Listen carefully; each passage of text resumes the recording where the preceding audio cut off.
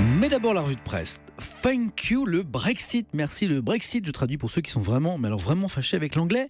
C'est la une du Parisien aujourd'hui en France. Le journal se penche sur cette étude inédite d'une société spécialisée en relocalisation selon laquelle le Brexit pourrait se traduire par la création de milliers d'emplois chez nous en France, dans la finance d'abord, alors que Londres s'apprête à perdre son passeport financier européen qui lui permettait d'ouvrir jusque-là les portes du reste de l'Europe à ses institutions financières, dans la finance donc, mais pas seulement.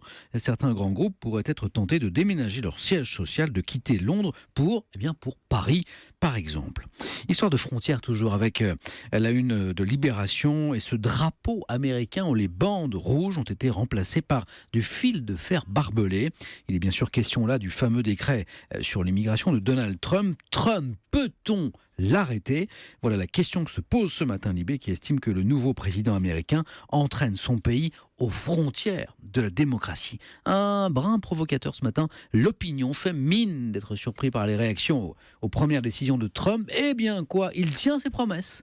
Il ne fait rien d'autre que d'appliquer le programme pour lequel il a été élu. Ce devrait conditionnel être un signe de bonne santé démocratique, mais pour l'opinion, c'est surtout un avertissement lancé à qui ? À nous électeurs, pour ne pas élire les candidats qui font de telles promesses.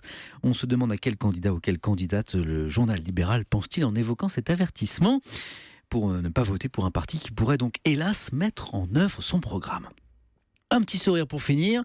Le Figaro rapporte qu'un petit malin a récemment affublé les équipements les plus banals du centre Pompidou à Paris, les extincteurs par exemple, de cartons informatifs, vous savez, comme pour les tableaux et pour les sculptures. Pour une prise électrique, ça donne par exemple prise électrique 2017, plastique et métal, dimension hauteur 9 cm, largeur 7 cm. Voilà qui fait penser à Marcel Duchamp, sa célèbre fontaine notamment en forme d'urinoir.